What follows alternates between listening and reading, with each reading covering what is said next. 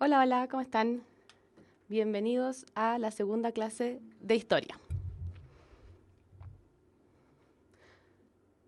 La clase de hoy, como pueden ver, se va a tratar del término de la Primera Guerra Mundial y el mundo entre guerras.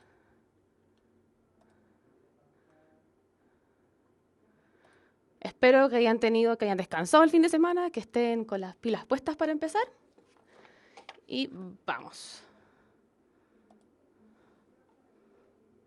Bien, la clase de hoy entonces vamos a ver el fin de la Primera Guerra Mundial y sus consecuencias. Vamos a ver también el nuevo orden mundial y la crisis de 1929. Como ven, son temas muy amplios porque dentro del nuevo orden mundial vamos a ver temas como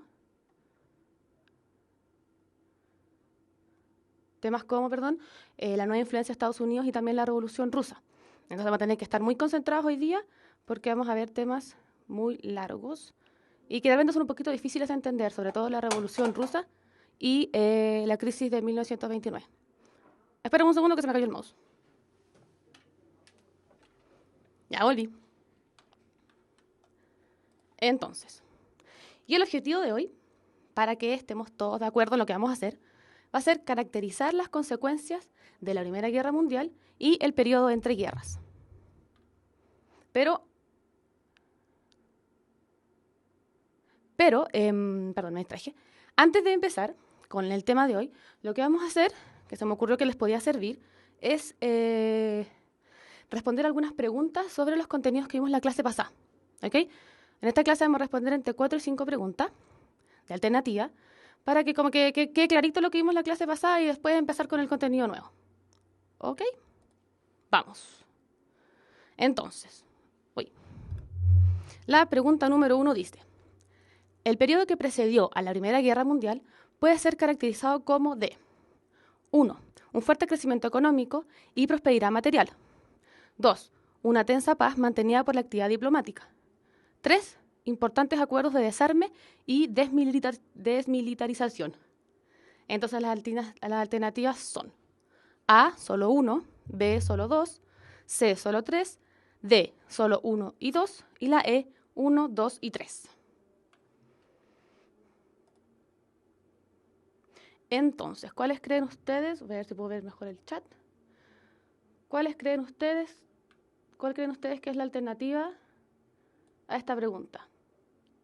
A ver, aquí algunos dicen la B, la D, la A, la D. Parece que la que va ganando es la D. Sí, parece que la que va ganando es la D. Bien, entonces le digo a todos los que votaron por la D que es la alternativa correcta. Hubo un fuerte crecimiento económico y prosperidad material, como vimos que fue una de las motivaciones para este tema del imperialismo, el colonialismo, etc. Después el tema de la paz armada y los importantes acuerdos de desarme y desmilitarización. Todo lo contrario, tenemos que en esa época todos los países se estaban armando y de hecho esa va a ser una característica de los tratados de paz posteriores. ¿Ok? Bien.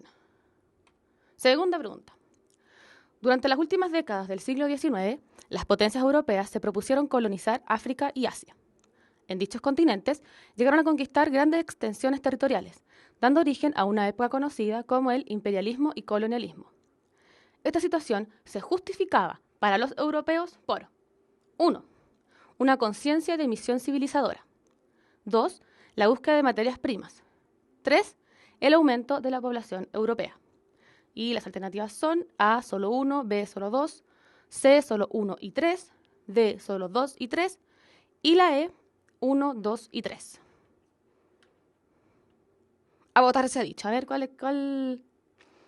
¿cuál dicen ustedes que es la respuesta correcta a esta pregunta 2, que trata sobre el imperialismo y colonialismo? Álvaro dice la D.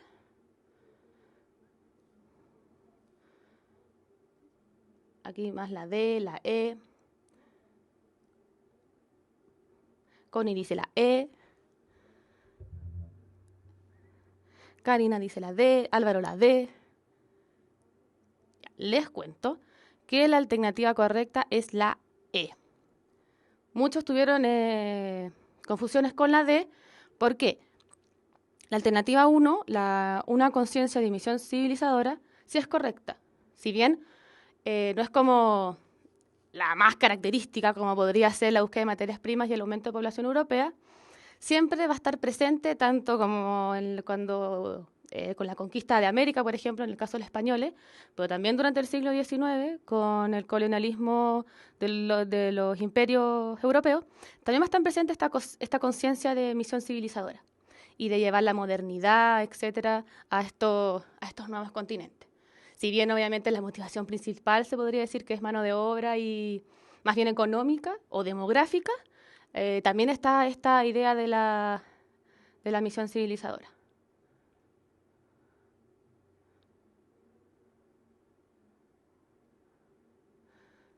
Ok. Siguiente pregunta. Dice, los Balcanes era el polvorín europeo. Los intereses de Austria en la zona chocaban con los intereses de Serbia. Otto von Bismarck había predicho que cualquier idiotez en los Balcanes haría estallar una guerra, y eso ocurrió. Les cuento que Otto von Bismarck fue un político y estratega alemán muy importante durante esta época, y él estuvo muy relacionado con el tema de la unificación alemana. Bueno, y este personaje hace referencia a que cualquier idiotez en los Balcanes haría estallar una guerra. Entonces, el pretexto que sirvió para encender la chispa fue A. La creación de la Triple Alianza entre Alemania, Austria e Italia. B. El hundimiento de Transatlántico Lusitania por un submarino alemán. C. El asesinato del archiduque Francisco Fernando, heredero a la corona austrohúngara y su esposa. D. El estallido de la Revolución Rusa, lo cual produjo la abdicación del zar Nicolás II. Y E. La abdicación del Kaiser Guillermo II, proclamándose la República Alemana. Esta está más fácil. Vamos a ver. Muchos dicen la C, Melo dice la C, Karina también dice la C. A ver. Es la C, es la C, es la C. Bueno, parece que quedó bien clarito eso. Sí, la alternativa correcta exactamente es la C. Así que pasemos al tiro entonces a la otra. 4. Tenemos. Entre 1914 y 1918 se desarrolló la Primera Guerra Mundial, la cual fue un conflicto bélico que no tuvo precedentes en la historia de la humanidad, por diferentes razones. Dentro de las características de esta guerra, podemos considerar como verdadera. 1. Se utilizaron nuevos armamentos, exponencialmente más mortíferos que las armas utilizadas en guerras pasadas como la bomba atómica y las armas químicas. 2. Dividió al mundo en dos bandos con posturas ideológicamente distintas. Y 3. Una de las etapas de la guerra fue la conocida como la Guerra de las Trincheras. Entonces tenemos alternativas A, solo 1, B, solo 2, C, solo 3, D, solo 1 y 3, y E, solo 2 y 3. ¿Cuál sería la alternativa correcta? A ver, según ustedes.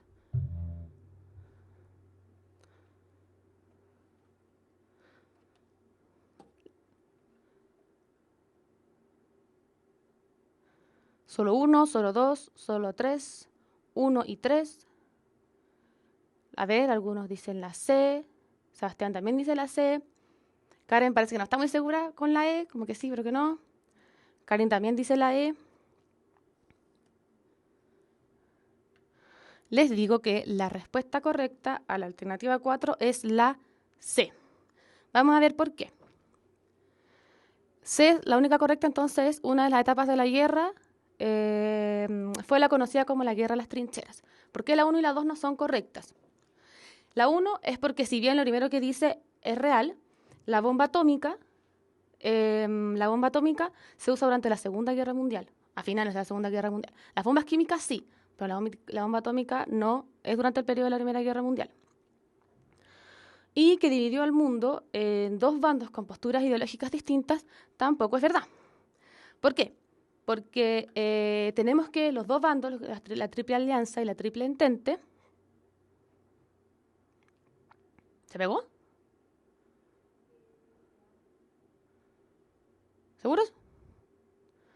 Bueno, tenemos que la Triple Alianza y la Triple Entente no tenían ideologías distintas. Los movía lo mismo, ¿ok? la idea de materias primas, la idea nacional, de fomentar el nacionalismo, el poder del propio país, etcétera. Ejemplos de... A todos los movía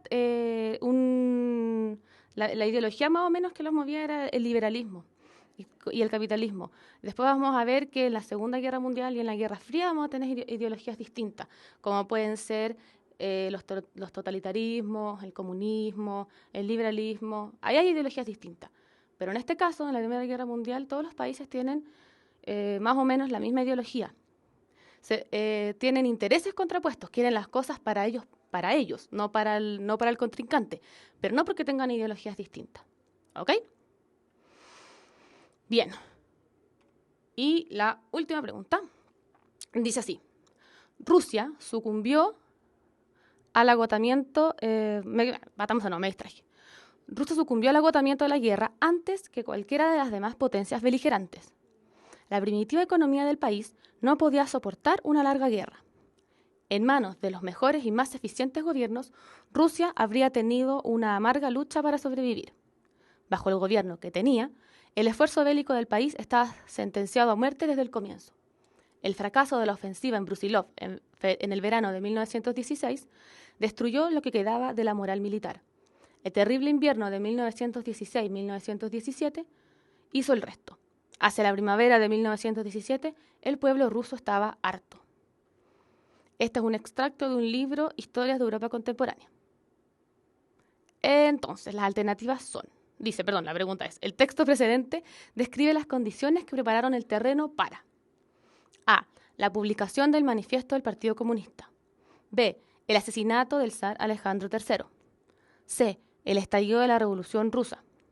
D. La firma del tratado Hitler-Stalin. Y E. Los inicios de la llamada Guerra Fría. A ver, ¿qué creen ustedes? Sebastián dice la C. Todos dicen la C. Cristian también dice la C. Melo también dice la C. Javiera también la C. Muy bien, la alternativa correcta es la C.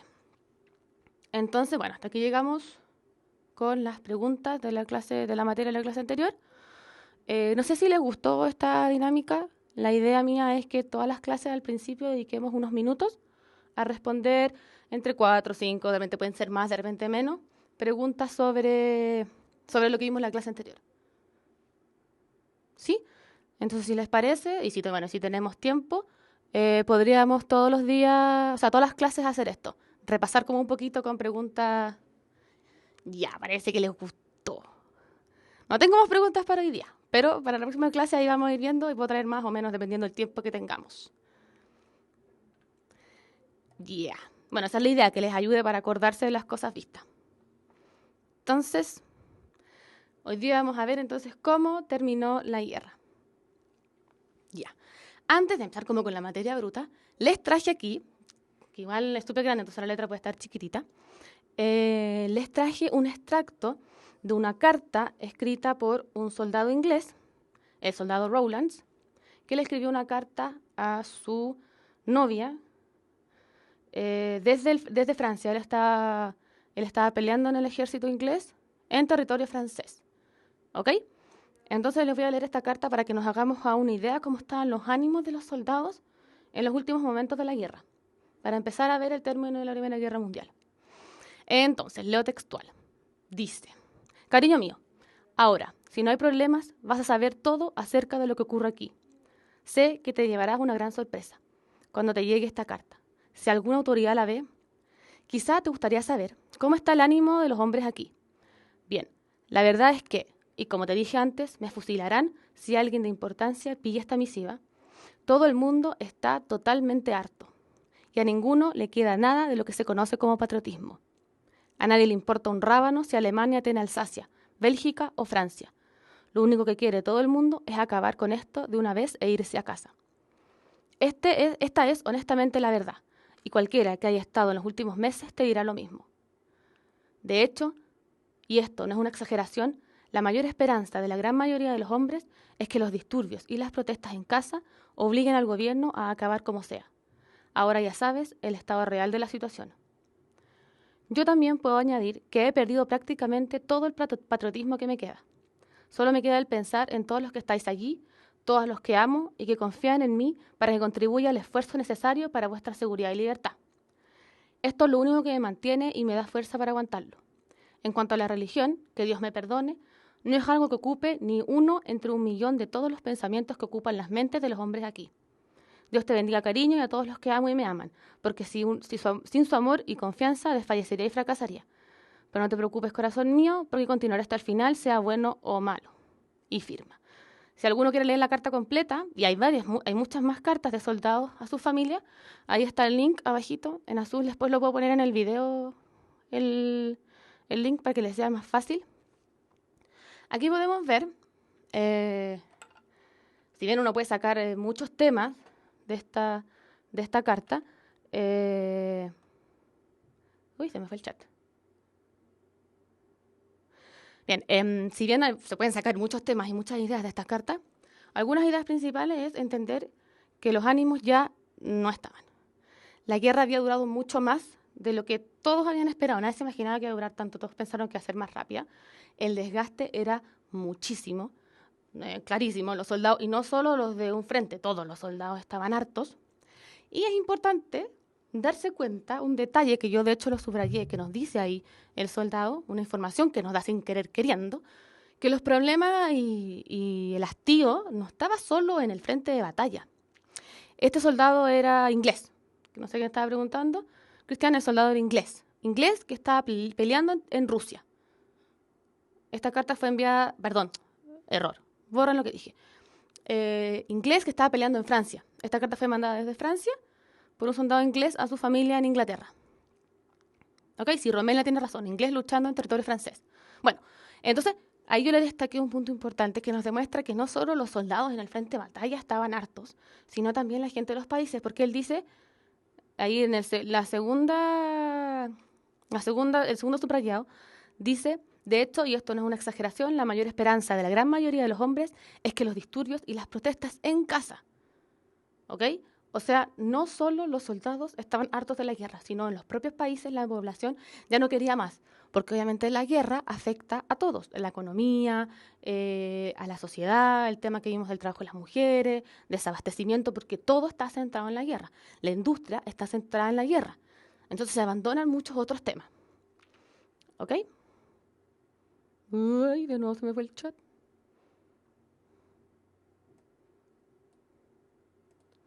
Espérense un segundo. Sí, obvio, yo les voy a dejar el link. ¿Ok?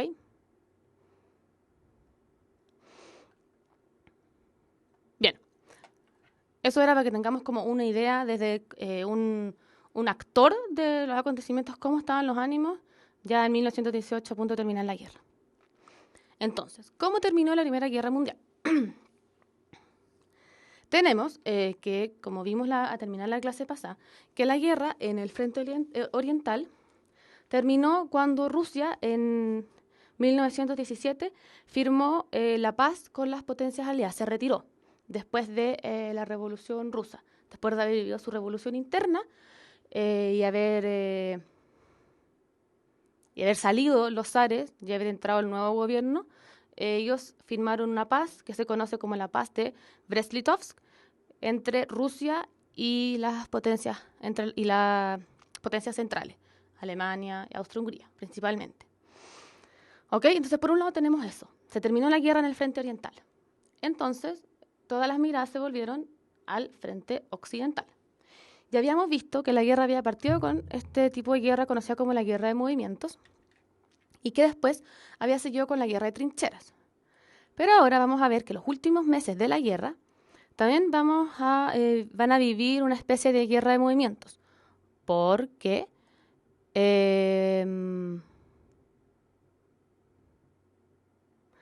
espérense.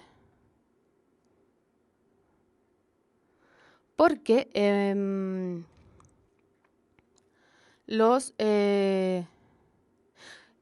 Alemania va a centrar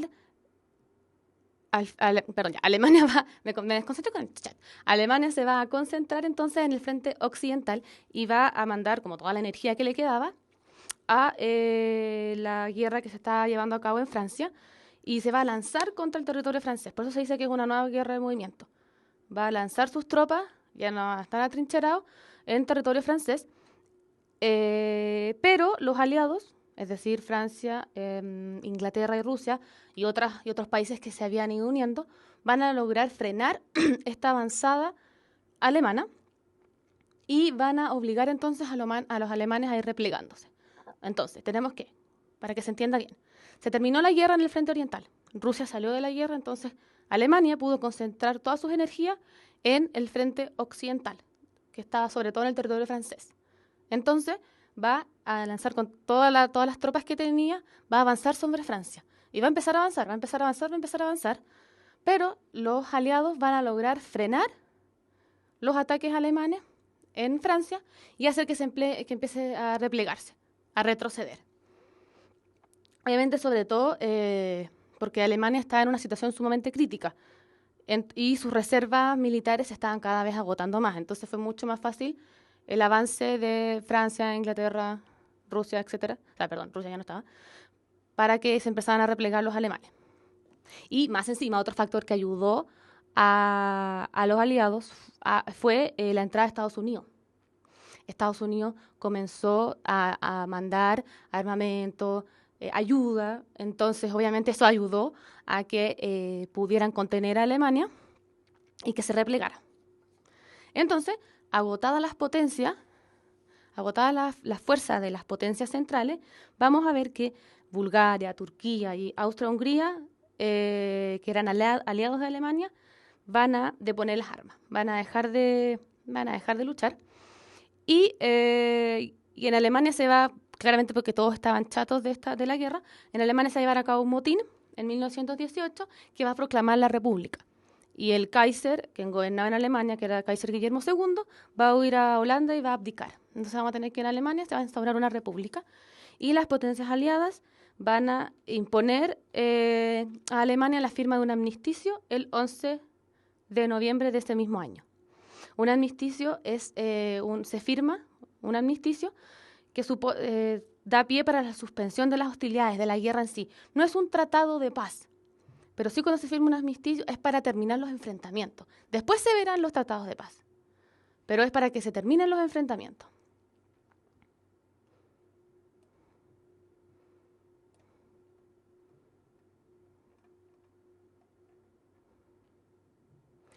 Entonces,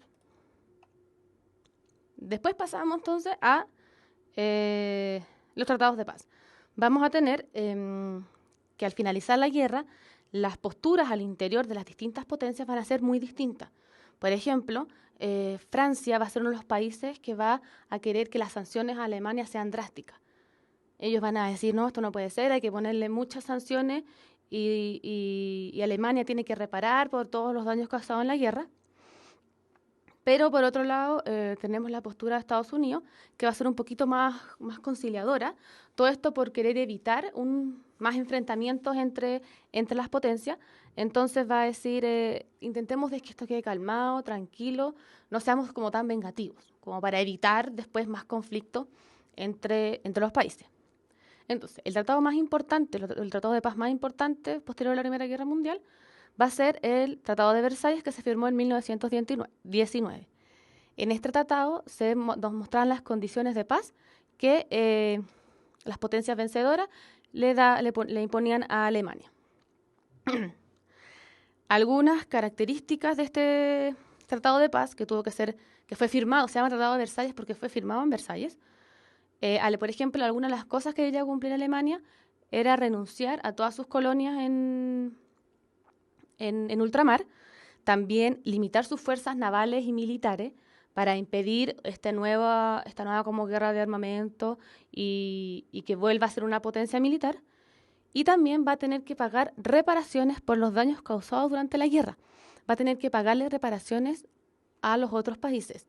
Y aunque ustedes no lo sepan, a lo largo de la historia, con muchos vaivenes, muchos cambios, se volvió a fijar la deuda, hubo un tiempo que Alemania no tuvo que pagar, pero aún así, si nosotros pensamos, desde 1919, Alemania pagó la deuda por la Primera Guerra Mundial hasta el 3 de octubre del 2012. Alemania terminó de pagar la deuda por la Primera Guerra Mundial el 2012 recién, hace 2, 3 años. Así de grande fue. Sí, que Cristian pregunta si primero se retiraron los aliados de Alemania y después Alemania. Fue como todo junto, sí, pero como cronológicamente Alemania fue como la última en retirarse. Le impusieron este amnisticio. Pero estaban todos ya desgastados, fue más o menos en el mismo periodo, dentro del mismo mes. No fue mucha la diferencia. Otra de las características de estos tratados de paz y del término de la guerra fue la creación de la Liga de las Naciones, que es como la previa, lo antes de lo que conocemos hoy en día como la ONU, las Naciones Unidas. Porque la Liga de las Naciones duró muy poquito, claramente se notó que no funcionó porque después tenemos la Segunda Guerra Mundial, pero posterior a la Segunda Guerra Mundial se crea las Naciones Unidas. Pero antes tenemos entonces la Liga de las Naciones, que fue propuesta por el presidente de Estados Unidos, Woodrow Wilson, quien anotó como 14 puntos centrales para él para mantener la paz. Y la idea de la creación de esta Sociedad de las Naciones era que todos los países que formaran parte de ella tenían la opción de votar y todas las decisiones debían tomarse por unanimidad. Es decir, todos los conflictos, todos los roces debían solucionarse ahí en diálogos entre las naciones y la decisión que se tomara debería ser por unanimidad, es decir, que todos debían estar de acuerdo. Si había uno que no estaba de acuerdo, no se tomaba a cabo esa decisión. Entonces, obviamente fue muy difícil, sobre todo recién saliendo de un conflicto como la Primera Guerra Mundial, en que todavía como los vencidos no querían ser vencidos y los que habían ganado querían someter a los vencidos. Entonces, claramente fue muy difícil ponerse de acuerdo. Entonces, esta idea de que la Liga de las Naciones, fuera como una especie de foro para solucionar problemas y poder debatir, finalmente no funcionó.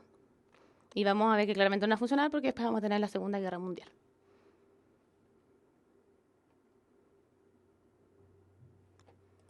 Siguiendo, vamos a ver que algunas de las consecuencias, como para acá, así a corto plazo, las principales consecuencias de la guerra fue la cantidad de muertos, alrededor de 8 millones de muertos y 6 millones de inválidos, muchos soldados mutilados, dañados, etcétera, etcétera. También, por ejemplo, en el plano político, como muestra la diapositiva, tenemos que se desintegraron los imperios turco, austrohúngaro, alemán y ruso. 4 imperios que dieron pie para que se crearan nuevas naciones. Entonces el mapa de Europa va a cambiar. Otra de las consecuencias fueron las diferencias sociales que se dieron, sobre todo, por ejemplo, entre los fabricantes de armas, que durante esta época, durante la guerra se hicieron millonarios, y el empobrecimiento de la sociedad en general, porque todo estaba centrado en la economía de guerra, en llevar armamento, en todo eso. Entonces los países vieron cómo se gastaba el dinero de los estados en la guerra en desmedro de la población. Y obviamente la economía europea va a verse seriamente afectada y va a surgir entonces en esta época como nueva potencia económica Estados Unidos. Pero eso lo vamos a ver más adelante. Ahora, para que ustedes vean cómo cambia el mapa de Europa, vamos a ver si les puedo mostrar aquí. Aquí tenemos el imperio ruso. Lo estoy mostrando con el cursor, no sé si lo ven. Este clarito era el imperio ruso antes de la guerra. Aquí está el imperio alemán, el austrohúngaro, bueno, y el turco aquí no se alcanza a ver, porque sigue acá en el mapa, pero finalmente Turquía, con los únicos territorios que se va a quedar en Europa, va a ser con Estambul. Y todos los territorios que tenía acá van definitivamente a independizarse del imperio turco. Entonces, por ejemplo, aquí tenemos que con la desintegración del imperio ruso van a surgir, aquí tenemos a Finlandia, tenemos Polonia, Estonia, Letonia, Lituania, que son las que están por aquí, Austria y Hungría van a quedar separados, aquí va a quedar Austria, y se va a formar, no sé si ustedes se acuerdan, que Serbia tenía ganas de juntar a todos los yugoslavos, a todos los eslavos del sur en una sola nación. Bueno, eso se va a llevar a cabo y se va a formar Yugoslavia. Vamos a tener aquí Yugoslavia, otro estado nuevo va a ser Checoslovaquia. Entonces, bueno, aquí Hungría los territorios se van a ir modificando. Aquí vamos a tener Hungría y etc. Entonces aquí podemos comparar cómo quedó el mapa de Europa después de la Primera Guerra Mundial. Por ejemplo, yo les puedo decir que Alemania perdió muchas áreas, mucho territorio, alrededor de un 15% de su territorio. Y todas estas naciones que se crearon a raíz del fin del Imperio Ruso son debido a este tratado, cuando Rusia se retira, que firma este tratado con Alemania, antes de que terminara la guerra. Cuando Rusia se retira, firma el tratado, como les dije, de Brest-Litovsk con Alemania, y se independizan estos pequeños países: Finlandia, Letonia, Estonia, Lituania. ¿Ok? Le cede territorios a Polonia también aquí. Territorios de Polonia pasan, o sea, de Rusia pasan a ser de Polonia. Entonces, el mapa de Europa cambia completamente después de la Primera Guerra Mundial. Ahora vamos a pasar a ver ya las consecuencias de la Primera Guerra Mundial. Y vamos a tener consecuencias demográficas, políticas, sociales, ideológicas y económicas. Entre las demográficas, como se pueden imaginar, está la gran cantidad de bajas de militares, pero también, como vimos en la clase pasada, de civiles. Si bien no va a ser tanto como vamos a ver después en la Segunda Guerra Mundial, esta guerra va a marcar la diferencia porque ahora los civiles se van a ver muy involucrados y van a morir gran cantidad de civiles, sobre todo por los bombardeos a las ciudades. Obviamente también no solo van a haber militares muertos, sino también una gran cantidad de soldados heridos y mutilados. La mayor parte de las pérdidas se van a producir obviamente entre los hombres jóvenes, y se va a llevar a cabo, vamos a ver un gran descenso de la natalidad, o sea, no van a nacer niños, y entonces por ende un envejecimiento de la población. Además de que no nazcan durante este periodo, después de la Primera Guerra Mundial, de que no haya nacimientos, también va a aumentar la mortalidad. ¿Por qué?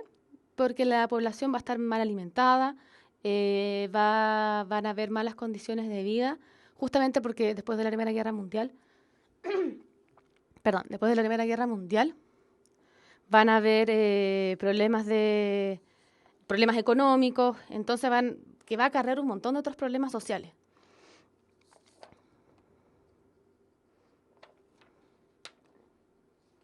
La Liga de las Naciones, preguntaban por ahí, se va a fundar en 1919, por si acaso. Pero no se preocupe mucho de las fechas, si no es tan importante.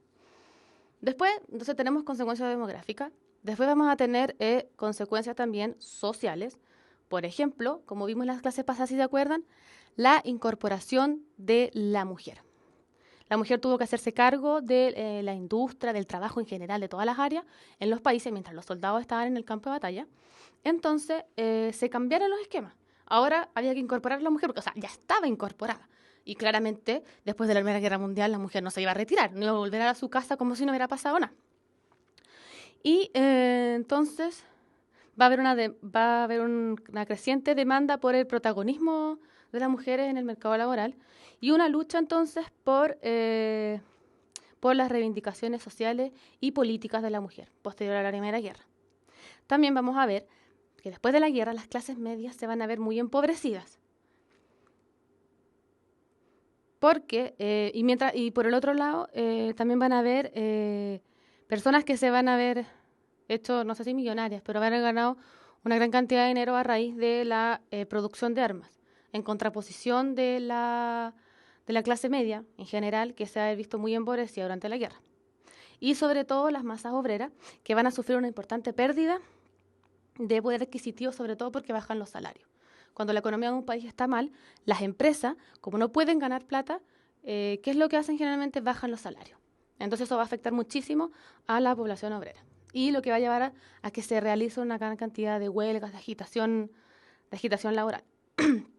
Después tenemos también consecuencias políticas. Como ya vimos, con la desintegración de estos 4 imperios, vamos a tener el surgimiento de nuevas naciones, de nuevas repúblicas. Y también, como vimos y vamos a profundizar siguiendo en la clase, la Primera Guerra Mundial influyó muchísimo en la Revolución Rusa. Y la Revolución Rusa va a ser el nacimiento de un Estado comunista, de una nueva ideología, de un nuevo sistema político, entonces que también va a tener gran influencia en el contexto europeo posterior a la Primera Guerra Mundial. También tenemos consecuencias ideológicas, que va muy ligado con lo que acabo de decir, que después la sociedad de la posguerra va a entrar en una profunda crisis. La guerra va a dejar a la población devastada y se van a cuestionar muchísimas cosas. Por ejemplo, y todo lo que hizo y lo que desarrolló este conflicto tan grande nunca antes visto, hizo que la población se cuestionara el modelo político, social y económico que existía hasta ese entonces. Entonces, esta idea del imperialismo, de este supuesto como de la raza europea como la primera y gran importante, va a ser puesto en tela de juicio y vamos a ver cómo esto va a ir detonando en los años y a lo largo del siglo XX la independencia de las colonias con respecto a la metrópoli. Como que esta idea de los europeos un poquito así invencible ya no va a ser tan así. Como que el desgaste de la guerra y la brutalidad de la guerra hizo que esa idea ya no tuviera tanta importancia. También, por ejemplo, como consecuencia ideológica, vamos a tener que va a surgir un tipo social, un tipo de persona que se va a caracterizar por ser, se le dice, inadaptado de la paz. Es decir, que es como un nostálgico de la guerra, que ve el fin de la guerra o la pérdida, sobre todo, de la guerra. Esto se va a dar mucho en las potencias centrales. Ve como con nostalgia la guerra, porque como perdieron, claramente, van a surgir muchas como movimientos nacionalistas y de revancha ante el término de la guerra. Y además además va a pasar que muchos combatientes, muchos soldados, posterior a la guerra, van a quedar excluidos de la vida laboral.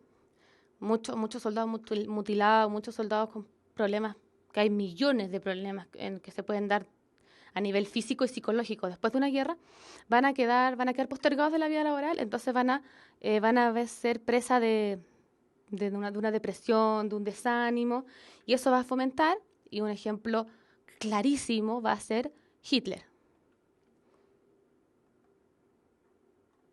Ese ejemplo va a ser Hitler, que lo vamos a ver después en la siguiente clase cuando veamos totalitarismo, de esta idea del soldado decepcionado de este periodo de paz y de lo que pasó durante la guerra. Entonces, por eso habla de consecuencias ideológicas. Y van a surgir nuevos, como es el caso de los totalitarismos y el nazismo en Alemania. Como que me cuesta leer el chat, entonces no logro ver las preguntas. Uy. Ya. Y por último, vamos a tener consecuencias económicas, que obviamente los países van a ver una gran destrucción, sobre todo los países europeos, porque en Europa se llevó a cabo la guerra, una gran destrucción material de su territorio. Entonces, una vez terminada la guerra, no solo hay que recuperar la economía, sino que también es muy difícil, por ejemplo, en la agricultura sembrar. Están preguntando por el nuevo papel que logró Estados Unidos después de la Primera Guerra. En 2 minutos más vamos a pasar a eso. Y van a ver cómo ya Europa no está en el primer plano, sino que va a estar Estados Unidos. Pero paciencia, para allá vamos. Entonces, seguimos con las consecuencias económicas. Lo que estaba diciendo, no solo van a tener que reconstruirse después de la guerra, sino que también los territorios donde se llevó a cabo la guerra se van a ver muy afectados. Entonces, por ejemplo, en la agricultura no hacer llegar y plantar para alimentar a la población, porque está devastado el territorio. Entonces, los campos de cultivo, las redes del ferrocarril, muchas construcciones, muchas ciudades se van a ver muy afectadas. Entonces va a ser muy difícil la recuperación económica en ese aspecto. Además que, como bien ya estaban preguntando, y se estaban adelantando, Estados Unidos se va a ver menos afectado, obviamente porque la guerra no se llevó a cabo en su territorio. Ellos simplemente mandaban armas, mandaban soldados, mandaban dinero, mandaban ayuda. Y su economía entonces se va a colocar a la cabeza del mundo. Va a ser la primera economía después de la Primera Guerra Mundial. Y entonces los países se van a ver enfrentados a esto de convertir su industria, que estaba centrada durante la guerra, en la industria de armas, en una distinta, en una que vuelva a ser una industria para un país que no está en guerra, que se preocupe de las necesidades propias de su país, del comercio, etc. Más encima, el gasto bélico, el gasto que produce la guerra, había hecho que los estados gastaran todos sus recursos financieros, o sea, ya no tenían plata, y más encima habían tenido que recurrir a préstamos de Estados Unidos, sobre todo Estados Unidos. Entonces, obviamente, la crisis económica en los países europeos fue muy grande y la recuperación fue muy lenta. Y Estados Unidos siguió prestándoles dinero a los países europeos después de la guerra. Entonces, por eso se dice que va a ser la gran potencia económica, porque la gran mayoría de los estados van a depender de este dinero que presta Estados Unidos. Y bueno, no va a ser Estados Unidos como la que se ve más beneficiada, pero otro ejemplo va a ser Japón, sobre todo por el comercio. Entonces, Estados Unidos y Japón se van a ver beneficiados con esto, con esta como crisis económica de Europa, con lo difícil que es recuperarse de una guerra después. Entonces van a convertirse, no solo van a prestar dinero, sino que van a entregar alimentos, cosas manufacturadas, etcétera, a los países europeos. Entonces, para profundizar eso, vamos muy ligado con las consecuencias económicas, entonces vamos a ver la nueva influencia de Estados Unidos. Como les iba diciendo, aquí se ve claramente que el periodo, voy a correr un poco, el periodo entre 1919 y 1929, acuérdense que en 1929 se produce la gran crisis del capitalismo. Entonces, durante esos 10 años, finalizada la guerra y antes de la crisis, Europa se va a tener que centrar en su reconstrucción, en su recuperación. Entonces, Estados Unidos se va a concentrar en su prosperidad. Entonces, esas van a ser como las dos puntas de la balanza. ¿Okay? Entonces, cuando terminó la guerra, el término de la guerra no puso fin a todos los problemas de los europeos, que ahora tenían que preocuparse, como les dije, de su reconstrucción. Y Estados Unidos, por el otro lado, va a empezar un proceso expansivo de prosperidad, sobre todo. Entonces, los países deberían preocuparse de llevar a cabo, de transformar una industria, una economía centrada en la guerra, ahora en una centrada en la paz. Y Estados Unidos, que durante la guerra se había transformado en un proveedor de materias primas, de alimentos, de elementos manufacturados, de dinero, quedó, y sobre todo de dinero, que las potencias europeas le quedaron debiendo mucho dinero. Entonces, por eso se dice que Estados Unidos como que se vio muy beneficiado y su influencia después de la Primera Guerra Mundial aumentó, y bueno, eso podemos verlo hasta hoy en día. Entonces, la deuda europea con Estados Unidos fue mucha, por un lado. Entonces, tenemos que Europa tenía que concentrarse en su reconstrucción y Estados Unidos entonces podía preocuparse simplemente de seguir prosperando, felices. Y como ese dibujito de ahí, como la locomotora del tren, Estados Unidos literalmente se convirtió en la locomotora de la economía mundial. Fue el motor de esta economía. Y el modelo de vida americano fue exportado a todo el mundo. Esta idea de el estilo de vida americano que se escucha muchas veces a través de la radio, a través de la televisión, se vio a Estados Unidos como la nación de la libertad y de la prosperidad. Entonces Estados Unidos se convirtió como en un modelo. A raíz de esta nueva influencia económica, la cultura estadounidense se exportó y se vio esta nación como un modelo de nación de libertad, de prosperidad, etc. ¿Ok? Entonces quiero que les quede muy claro que un país... Ay, sé que hay una pregunta en el chat, pero no sé por qué no la puedo leer. Cuando la pueda leer, la respondo, ¿ok? Se lo juro. Después las voy a leer todas, pero como que la veo cortada, entonces no la puedo leer. Entonces, quiero que les quede muy claro que Europa, al terminar la guerra, va a tener que empezar a reconstruir nuevamente no solo su economía, sus relaciones sociales, la política. Vamos a ver que van a surgir nuevas ideologías, nuevos conflictos sociales, nuevos actores como la mujer, pero al mismo tiempo va a tener que salir adelante económicamente. Y Estados Unidos va a jugar un rol muy importante porque al haber salido tan bien de la guerra, no haber tenido todos estos problemas que tuvieron las potencias europeas, va a ser capaz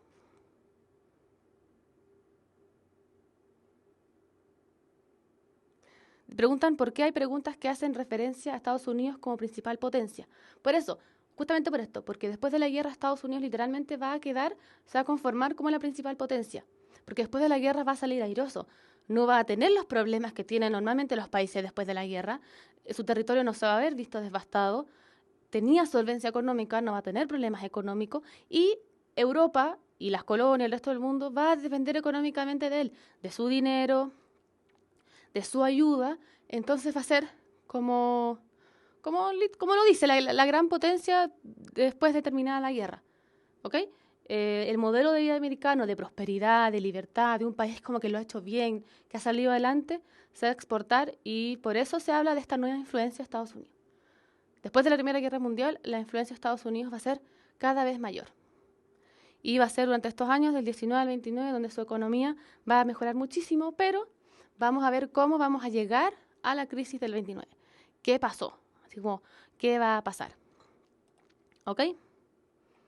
Ahora vamos a hacer un recreo, el tiempo vuela, se pasó volando. Vamos a hacer un recreo de 10 minutos y posteriormente vamos a ver la Revolución Rusa y la crisis del 29, ¿ok? Pero necesito que estén muy concentrados porque voy a avanzar muy rápido porque son dos temas muy grandes. ¿Perfecto? Ya. Entonces nos vemos en un ratito más.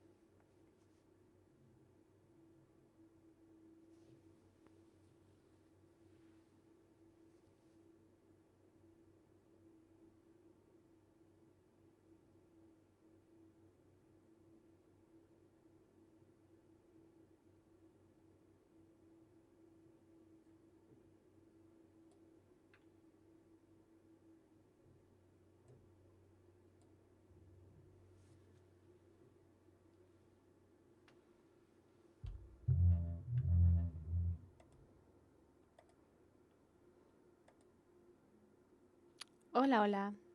Volvimos. Hoy vamos a empezar.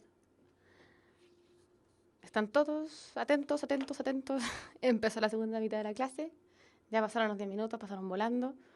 Ojalá que por lo menos hayan podido estirar los brazos, las piernas. Perdón a los que le dio hambre por la imagen del sándwich. A mí también me dio hambre.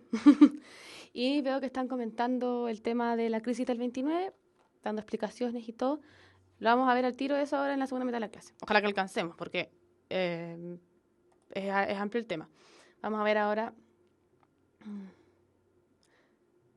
Vamos a ver ahora el tema de la Revolución Rusa y la crisis de 1929.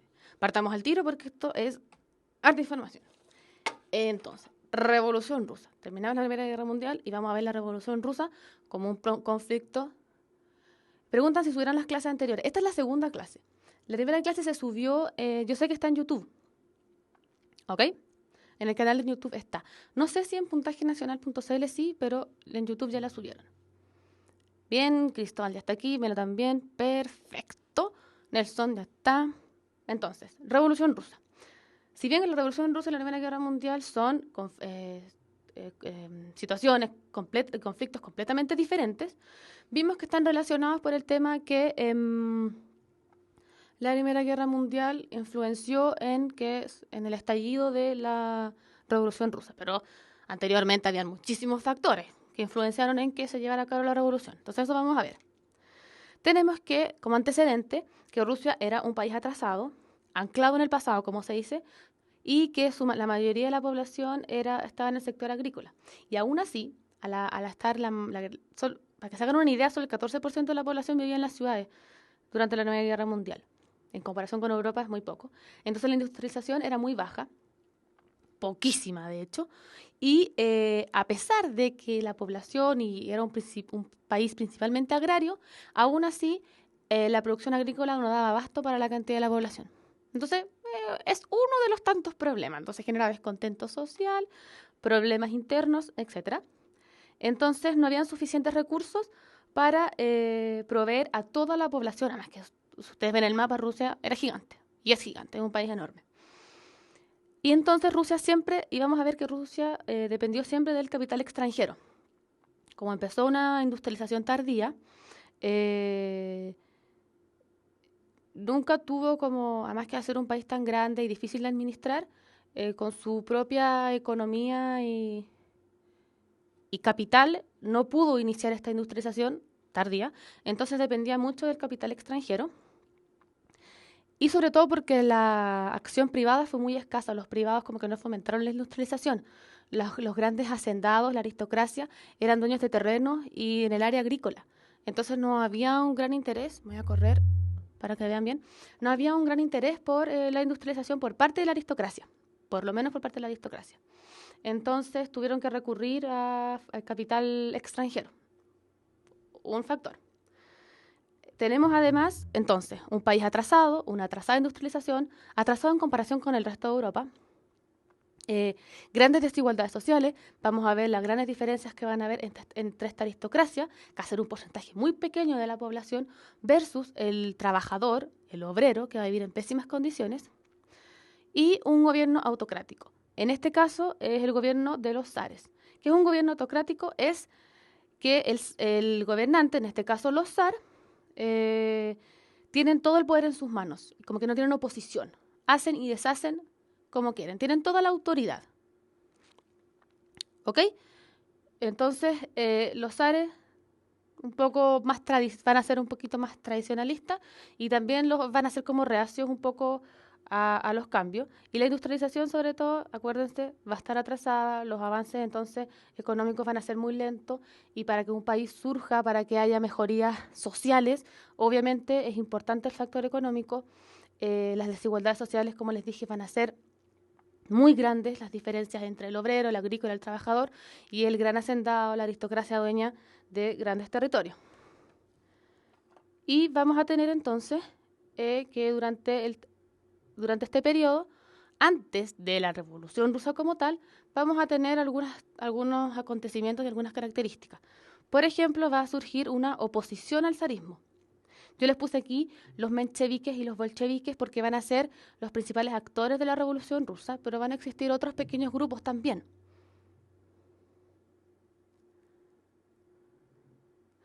Miren, Rusia no se benefició con la Revolución Industrial, preguntan. Rusia no avanzó al igual que Europa. Europa se industrializó y Rusia no lo hizo.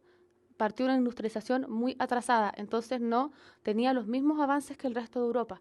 De hecho, en muchos casos seguía teniendo un sistema semifeudal. Entonces, no hubo avances económicos, avances sociales, avances políticos, como lo hubo en el resto de Europa. ¿Ok?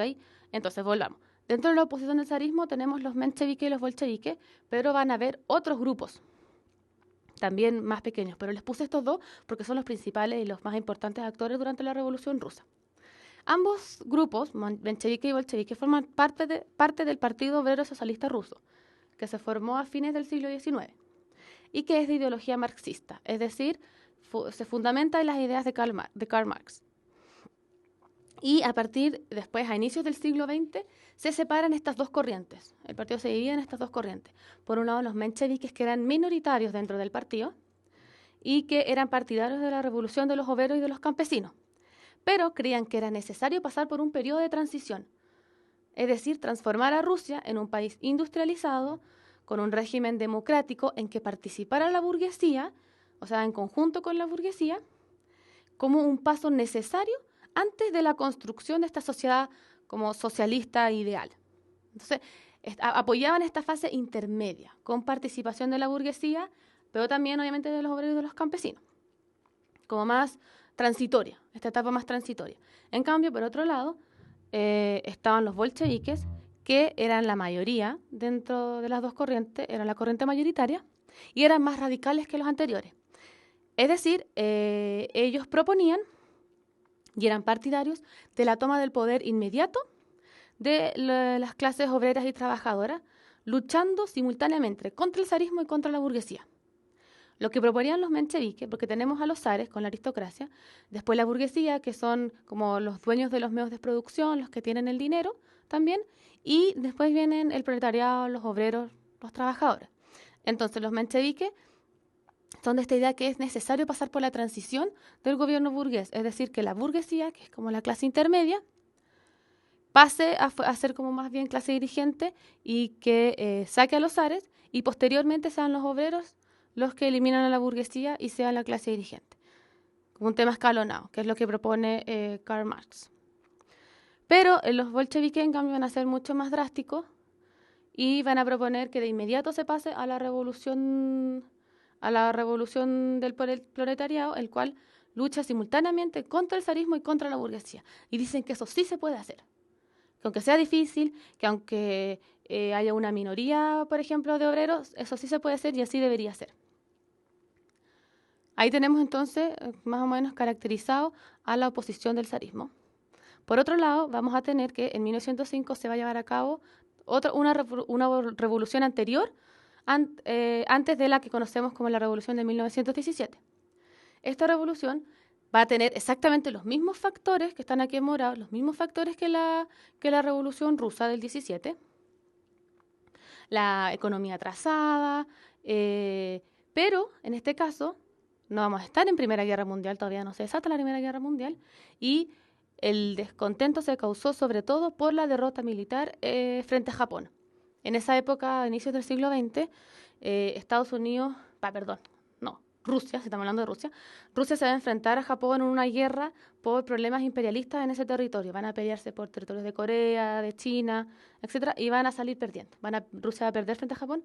Entonces, obviamente, eso va a aumentar el descontento y se va a llevar a cabo esta revolución en 1905, que va a denunciar el mal gobierno y pedían como nuevas reformas políticas. No quería eliminar el zarismo, ¿ok? Eso es importante. A diferencia de la posterior de la de 1917, esta de 1905, no quería destronar a los zares, simplemente quería reformas y solicitaba cambios. Si bien el zar finalmente va a aceptar unas peticiones porque se van a dar un montón de huelgas, pero en la práctica a lo largo del tiempo no van a servir de mucho. Un punto, por ejemplo, para ejemplificar, es que se va a crear lo que se conoce en Rusia como la Duma. nosotros lo llamamos, es el parlamento ruso, la Duma, ¿ok? Pero en la práctica el zar va a seguir controlando la Duma, o sea, como que se crea, se dan concesiones, se crea un parlamento, pero igualmente el zar lo sigue controlando. Y entonces, eso es como antecedente de... eso es como antecedente de antes de la Revolución del 17. Sí, como la guerra contra Japón, la retorta contra Japón influenció en la Revolución de 1905, la Primera Guerra Mundial va a influenciar en la de 1917, como lo hemos visto todo esto en esta clase y en la anterior. Sobre todo por la decepción de los soldados rusos por las pérdidas en el frente oriental, los gastos que implica una guerra en una economía que ya estaba desgastada, que ya tenía problemas de atraso. Vamos a tener entonces que la Primera Guerra Mundial va a precipitar esta revolución, la revolución de 1917. Y el 14 de marzo de 1917, la Duma, es decir, acuérdense, el Parlamento, que surgió después de la revolución de 1905, constituyó un gobierno provisional que exigió la abdicación del zar. ¿Ok?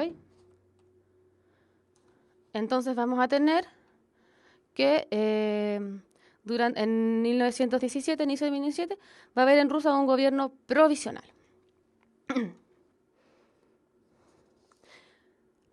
Que va a pedir la abdicación del zar. Entonces ya no vamos a tener más zares, vamos a tener gobierno provisional. Y esta primera como revolución, la que se llama la de marzo de 1917, fue obra de partidos burgueses. Todavía estamos con grupos burgueses y también grupos socialistas, pero que eran más bien moderados. No eran tan exaltados como, vamos a ver que son, como les dije, los bolcheviques.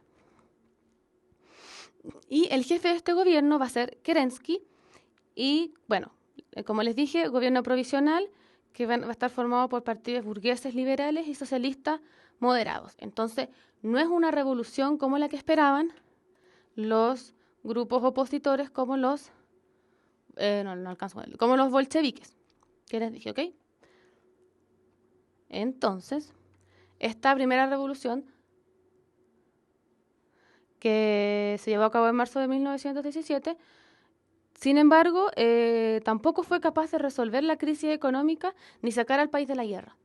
Vamos a ver que los que estuvieron en el gobierno provisional en marzo de 1917 decidieron continuar en la guerra, entonces los problemas económicos, el gasto, etcétera, no se solucionó.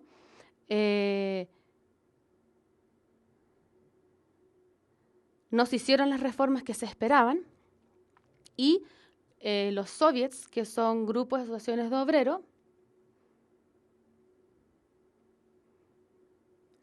las agrupaciones de obreros, de campesinos que se agrupan en lo que ellos se llaman como soviets en Rusia, también empezaron a presionar por estas nuevas reformas, por estos nuevos cambios.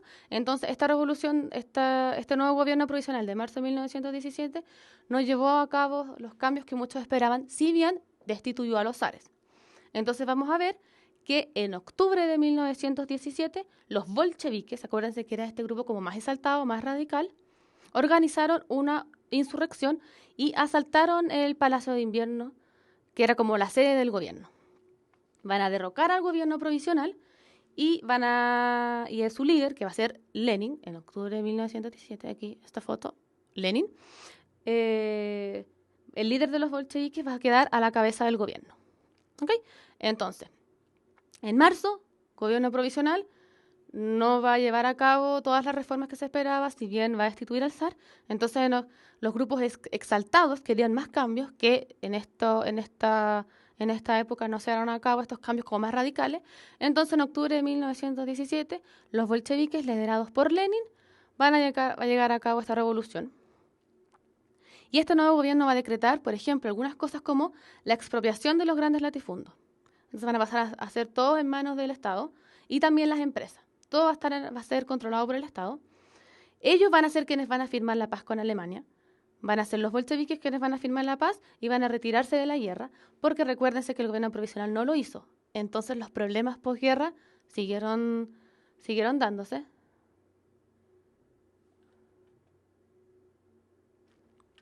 Después, entonces, este gobierno en octubre van a firmar la paz con Alemania en el Tratado de Brest-Litovsk, donde van a ceder ciertos territorios, y todas las decisiones del gobierno se van a centralizar en manos del Partido Comunista. Y vamos a ver que posterior a esta revolución de octubre, Rusia se va a ver enfrascada en una revolución, en una guerra civil interna. Vamos a tener por un lado, por si ustedes escuchan la expresión, por un lado va a estar el ejército blanco y por otro lado el ejército rojo. El ejército blanco van a ser todavía quienes apoyan al zarismo y quieren que vuelva, y por el otro lado el ejército rojo va a estar conformado por estos grupos de bolcheviques que apoyan la revolución.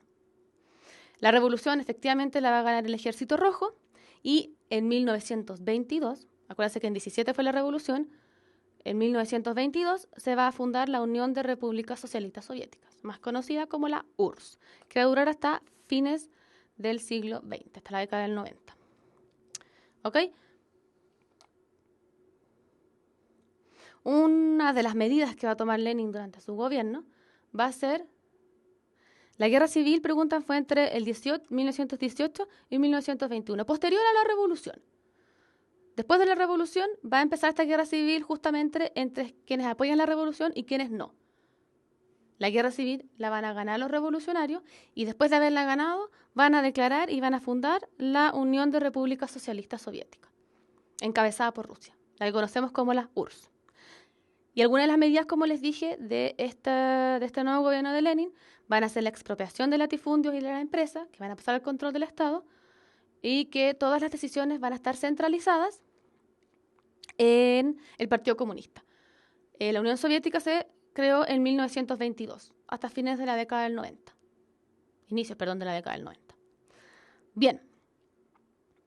Una de las medidas económicas que va a tomar Lenin va a ser la NEP, que es la Nueva Política Económica, que también de repente se le conoce, y Lenin lo denominó como un necesario paso atrás. ¿Por qué se llama un necesario paso atrás? Porque con esta nueva política económica se permitió la propiedad privada en el campo y en las pequeñas industrias. Recuerden que las ideas comunistas proponen que todo esté en manos, las ideas socialistas proponen que todo esté en manos del Estado. Pero era necesario para la reactivación de la economía que la propiedad privada en el campo y en pequeñas empresas estuviera en manos de privados. Y el Estado mantuvo el control sobre la banca, las industrias más importantes y el comercio exterior. Entonces Lenin propuso esta nueva política económica asumiendo que era un paso hacia atrás, porque si bien existían pequeñas como propiedades privadas, pero que era necesario para reactivar la economía. Un Estado tan dañado como Rusia no puede hacerse cargo de todo. Por eso das como este pequeño paso atrás. ¿Ok?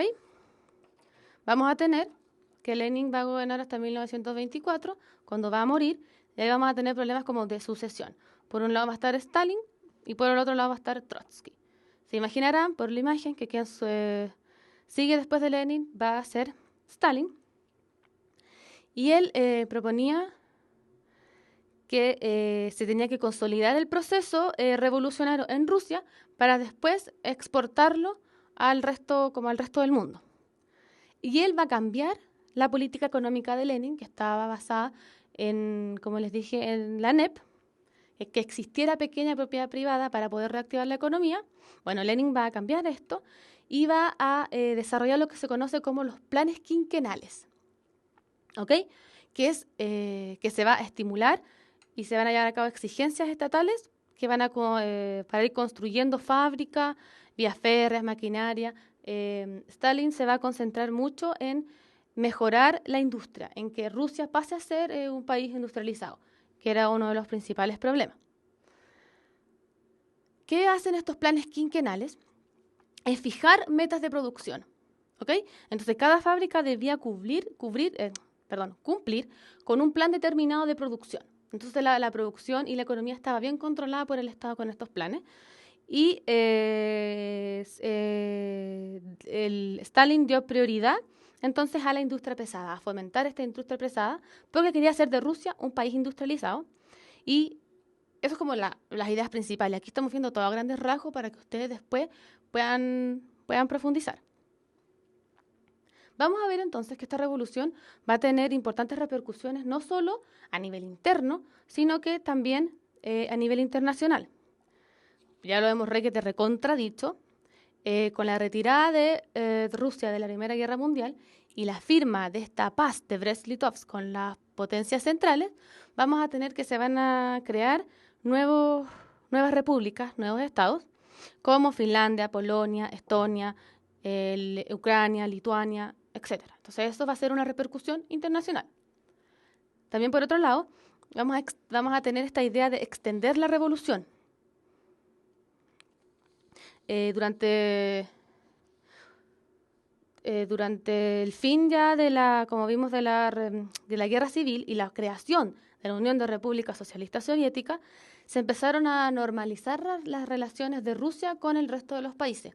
Entonces vamos a ver que gobiernos como el de Gran Bretaña van a reconocer el gobierno bolchevique como el gobierno oficial. Entonces se van a mejorar las relaciones como con los otros países, que van a empezar a reconocer a este gobierno bolchevique. Además, el objetivo de los líderes de la revolución va a ser que esta revolución se exporte a escala mundial. O sea, que esté bien consolidada en Rusia y que después otros países también puedan adherirse a la revolución. Por eso se habla de que la idea es extender la revolución. Y poco a poco van a ir incluyéndose más países a esta Unión de Repúblicas Socialistas Soviéticas. Y finalmente van a pasar a ser 15 repúblicas las que van a formar parte de esta Unión de Repúblicas Socialistas. Algunos ejemplos, no los voy a decir todos, son Armenia, Azerbaiyán, Estonia, Bielorrusia, Kazajistán, Letonia, Lituania, Moldavia. Bueno, Rusia va a ser la principal nación de esta Unión de Repúblicas, etc. Entonces vamos a tener que en este nuevo orden mundial, como ya vimos, Estados Unidos va a ser una gran potencia económica, pero Rusia, como sale aquí en verde, va a ser también una nueva forma de organización, una forma nueva, distinta de organización política, económica y social, a la que también muchos países van a poder decir, oh, tal vez funcione, hay como otras opciones, ¿ok? Entonces eso va a ser muy importante en estas como repercusiones internacionales y vamos a ver cómo durante posterior a la Segunda Guerra Mundial, durante la Guerra Fría, esta nueva opción y esta nueva forma de organización se va a disputar el predominio en el mundo frente a Estados Unidos y un modelo capitalista liberal, frente a esta nueva forma de organización más bien de carácter comunista en lo político, en lo económico y en lo social.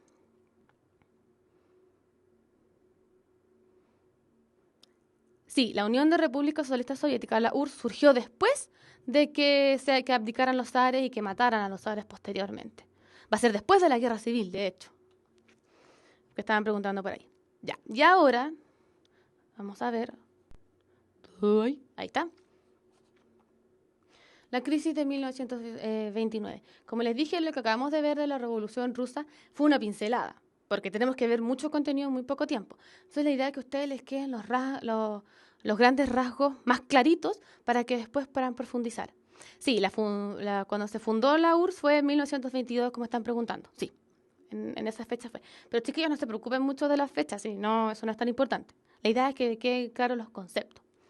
Bueno, y ahora en estos minutitos que nos quedan, vamos a pasar a ver la crisis del 29.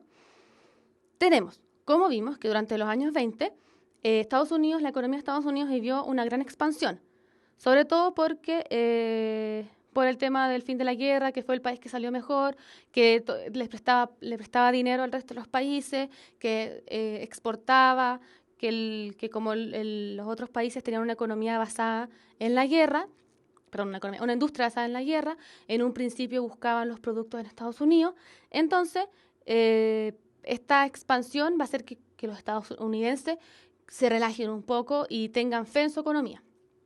Entonces, vamos a tener como causa de la crisis, por un lado, primero, la sobreproducción. ¿Qué va a pasar?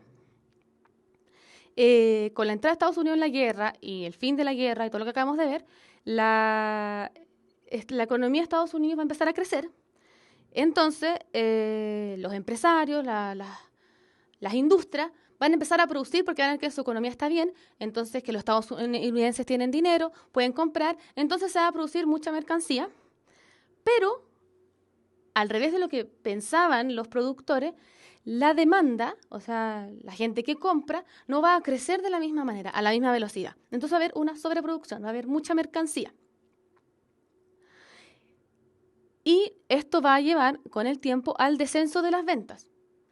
¿Ok? Obviamente, si va a haber mucho, si hay mucho, exactamente, se produjo una especulación. Ahí vamos a ir entendiendo por qué. Se produjo mucho, había una sobreproducción, descendieron las ventas y entonces las empresas ya no ganaban tanto dinero con la venta, porque ya no se vendía tanto. ¿De qué forma ganaban dinero? Con créditos.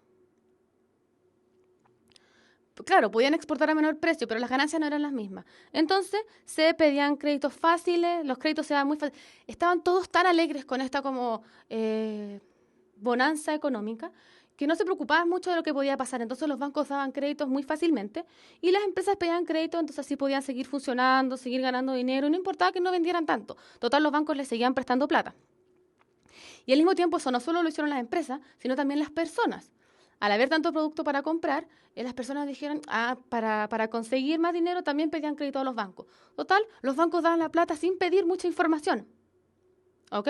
Entonces, sí, como dicen por ahí, se llaman los locos años 20. Una muy buena situación económica, entonces la gente quería comprar, los bancos no daban muchas trabas para pedir un crédito, la gente pedía crédito, se endeudaba porque supuestamente los créditos después en el tiempo se tienen que ir pagando, pero ahora eso no importaba. Yo ahora me quería comprar un auto, quería comprarme una casa, pedía un crédito, el banco me lo daba, yo lo compraba, así. Hoy en día, si ustedes pregúntenle a sus papás, a cualquier adulto, es complicadísimo que el banco te dé un crédito. Bueno, y te piden un montón de datos. En esa época no, era muy fácil. Acuérdense de eso. Por otro lado, entonces, como decía, vamos a tener el tema de la especulación. Las ganancias de las empresas no se destinaban a mejorar la productividad, sino que más bien se hacían negocios fáciles. La plata iba y venía. La idea era ganar dinero rápido. Entonces, lo que se hacía principalmente era ganar acciones, comprar acciones baratas y venderlas después cuando subían un poquito. Entonces, lo que más se movió fue el mercado de acciones. Entonces se empezaron a comprar acciones que estaban baratas, la idea era que cuando subieran se vendían, pero no se hizo un esfuerzo por mejorar la producción, por mejorar la empresa, por ir avanzando, sino que más bien la idea era ganar dinero de manera fácil. Y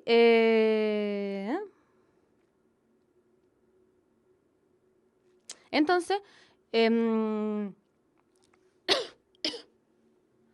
vamos a ver entonces qué va a ser el mercado bursátil, donde se van a desarrollar muchas de estas actividades.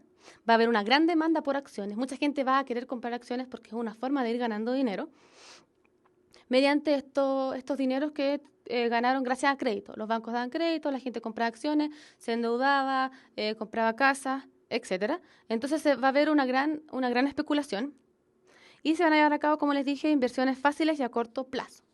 ¿Qué va a pasar? Va a haber lo que se conoce como una inflación, lo que está en azul, una inflación crediticia.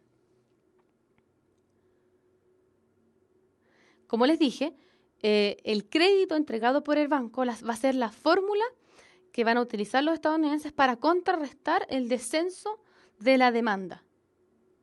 ¿Se entiende? Como la gente de repente las empresas habían producido tanto y la gente obviamente compraba, pero no necesitaba comprar tanto, había una sobreproducción, van a ser los créditos bancarios la forma de ganar dinero y de comprar acciones y seguir en este círculo de la ganancia de dinero fácil. Y va a haber, acuérdense, como lo más importante va a ser esta masiva utilización de crédito, de préstamo de dinero, pero es dinero que posteriormente de alguna manera la gente va a tener que pagar. Pero en este momento no les importaba. El problema no era cómo lo iba a pagar en 5, 10 o 20 años más. Ahora yo tengo plata, me puedo comprar cosas, etc.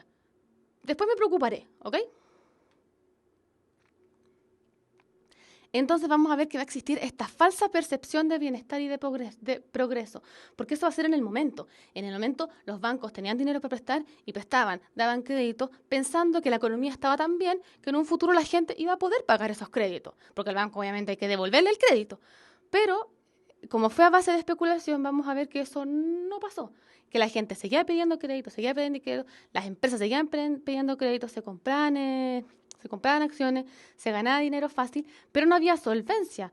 O sea, la gente no pensaba que en algún momento realmente iba a tener que pagar esos créditos. Y por otro lado, por último, tenemos en moradito la dependencia de la economía americana. Esta crisis de 1929 va a ser tan grande, tan importante, porque no va a afectar solo a Estados Unidos. Como vimos, cada vez el mundo dependía más de la economía de Estados Unidos. Estados Unidos daba crédito a los países para que pudieran reactivar su economía y su industria. Entonces, que Estados Unidos tuviera un quiebre económico, obviamente iba a afectar a un gran número de países. Y vamos a tener que el 29 de octubre de 1929 se conoce como el Jueves Negro, cuando se habla de que cae la bolsa de Nueva York. ¿Qué fue lo que pasó? Un grupo de algunas personas les entró un poquito de temor, empezaron a ver que esto como que no tenía una base sólida, entonces salieron a la venta, fíjense, más de 13 millones de acciones. Salieron a la venta, la gente empezó a vender sus acciones. Un grupo de accionistas empezaron a darse cuenta que esto no tenía un buen colchón firme lo que estaba pasando, entonces hicieron vender sus acciones para tener dinero. Salieron más de 13 millones de acciones a la venta, entonces lo que hizo que los precios bajaran dramáticamente. Obviamente, cuando hay mucha oferta, ustedes lo saben, cuando hay mucha oferta, el precio baja, ¿ok? Y más encima, eso. Entonces, vamos a ver que mucha gente, como la gente común y silvestre, que eran pequeños accionistas, pequeños especuladores, no estaban en condiciones de hacer frente a esta baja del valor de las acciones y obviamente no tenían, al bajar el valor de sus acciones, las que ellos tenían, perdían dinero y no tenían dinero para pagar los créditos que habían obtenido en el banco.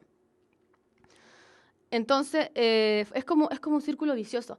La gente empezó a entrar en pánico, dijeron, ups, parece que no hay solvencia, parece que no hay dinero, vendamos todas las acciones, porque si yo vendo mis acciones, recupero el dinero. Pero ¿qué pasó? Todo el mundo empezó a vender sus acciones y no había dinero, no había quien comprara, entonces el valor de las acciones bajaron muchísimo. Entonces por eso se habla de que quebró la bolsa de valores de Nueva York. Sí, de Nueva York, casi me equivoco. Vamos a ver que lo que pasó aquí fue que el Estado, vamos a ver que en estos años el Estado no intervenía en la economía y una de las consecuencias de la crisis de 29 va a ser que los Estados van a empezar a intervenir para controlar esto, para que no vuelva a pasar. Es hacer como una de las consecuencias de. Entonces, como algunos están diciendo, sí, Chile fue uno de los países más afectados. ¿Por qué? Porque dependía económicamente de Estados Unidos, exportaba, Estados Unidos era el mayor comprador de salitre durante la Primera Guerra Mundial, Chile exportaba salitre y después comenzó a exportar cobre, y claramente Estados Unidos dejó de invertir dinero en el resto de los países, entonces los demás países tuvieron que también concentrarse en sus propias, también dejaron de comprar, ese es el tema, como que se dejó de comprar y Chile era una economía que dependía de la compra del resto de los países, nosotros exportábamos. Entonces sí, Chile fue uno de los países más afectados por esta crisis de 1929. Entonces, las consecuencias a grandes rasgos de esta crisis económicas obviamente fueron la crisis financiera, quebraron numerosos bancos, porque los bancos tampoco tenían dinero. Exactamente, había mucha oferta de acciones, todo el mundo empezó a vender sus acciones. Dijo, no, aquí perdí, yo necesito recuperar mi plata, voy a vender todas mis acciones para recuperar mi plata. Esa es como la lógica. Pero ¿qué pasó? Como todo el mundo empezó a vender sus acciones, el valor de las acciones bajó. Entonces ya como que no recuperaba tu plata, porque bajaba las acciones que tenías. Si yo tengo 100 acciones que antes valían 100, ahora tengo 100 acciones que valen 1. Entonces no voy a recuperar la misma cantidad de dinero. Bien, entonces, volviendo a las consecuencias, obviamente la crisis financiera, que era de banco, muchas empresas obviamente cerraron porque ya no tenían solvencia y el consumo descendió, etcétera. Vamos a ver deflación. ¿Qué es la deflación? Es de manera básica y sencilla, es la baja sostenida de los precios. Obviamente la gente dejó de comprar, no tenía dinero de artículos comunes y silvestres, entonces los precios empezaron a bajar. Al no haber créditos para conseguir dinero, tampoco había dinero para comprar. Había una escasa circulación de moneda porque no había dinero.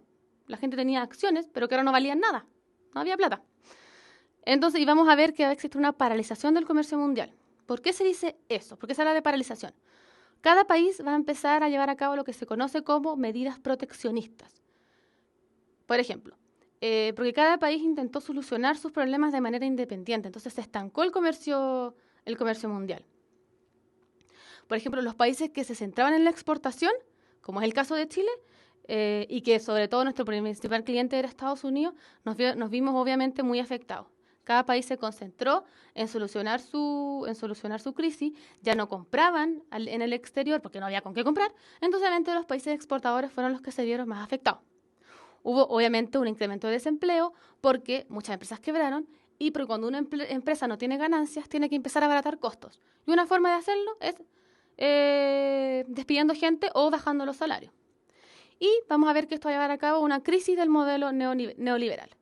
La fe que se tenía en este modelo, obviamente con esta crisis que fue gigante y mundial, va a hacer que la gente empiece a cuestionar este modelo y va a haber una crisis del modelo neoliberal. Y vamos a empezar que poco a poco se va a ir armando la idea de que es necesario que exista un intervencionismo estatal, que el Estado de alguna manera tiene que intervenir. ¿Y quién va a fomentar estas ideas? Va a ser el economista británico Keynes. Él va a postular que es necesario que de alguna manera el Estado intervenga en la economía para que esto no vuelva a ocurrir, que dejar toda la libertad del mercado hace que estas cosas pasen. Dentro de las consecuencias sociales, obviamente vamos a tener, como dice ahí, el paro a nivel mundial. Esta es una crisis que va a afectar a la gran cantidad de los países. Ojo, Rusia no se va a ver afectada por esta... O sea, no Rusia, la Unión de Repúblicas Socialistas Soviéticas, la URSS, no se va a ver afectada por esta crisis. Va a tener problemas económicos internos, todo lo que vimos. Pero puntualmente por la crisis, no. Porque Rusia se desligó de este sistema. Dijo, no me gusta y surgió como una idea nueva, un sistema nuevo. Por eso no se va a ver afectada. Y por eso después durante la Guerra Fría va a ser como una opción. Tal vez hay países que decir, tal vez este nuevo sistema económico capitalista no es lo mejor. Tenemos el ejemplo de la Unión Soviética. Y por eso estas dos potencias durante la Guerra Fría se van a pelear. Pero eso es tema para otra clase. Van a haber cambios demográficos. Vamos a tener que la gente va a emigrar a las ciudades en busca de trabajos inexistentes, pero de todas maneras van a emigrar. Se van a formar guetos marginales donde había absoluta pobreza, malas condiciones de vida, todo lo que conlleva una crisis económica en un país, lo que ustedes se pueden imaginar. Y obviamente van a aumentar las desigualdades sociales, mucho desempleo, muchas bajas salariales y las pocas personas que lograron mantener sus trabajos, como habían bajado los precios de los productos, sí pudieron obviamente comprar y todo, pero aún así tenían salarios mínimos. Bajaron mucho los salarios y aumentó mucho el desempleo. Y como consecuencias políticas vamos a tener el auge, no me alcanza el brazo, el auge de nuevas ideologías. Por ejemplo, esta crisis va a demostrar un poco la incapacidad del liberalismo clásico para evitar la crisis. ¿Ok? Entonces la incapacidad de evitar la crisis, y una vez que la crisis se desató, impulsó el auge de nuevas ideologías, más bien nacionalistas, proteccionistas, centradas en el país y en solucionar los problemas internos, y totalitarias. ¿Okay? Aquí vamos a empezar ya a ver temas que vamos a empezar a ver en las otras clases. Obviamente un ejemplo muy claro va a ser el de Alemania y el de Italia con el fascismo, nazismo, etcétera. Y se van a empezar a gestar movimientos, por otro lado, no van a ser solo estas nuevas ideologías de ultraderecha y totalitarias las que van a surgir a raíz de que este modelo no funciona y como en contra de este modelo, y no solo del modelo, sino de todos los problemas que conllevó también el término de la Primera Guerra Mundial. Son muchos factores los que influyen. Estos no van a ser los únicos movimientos, también vamos a tener, por ejemplo,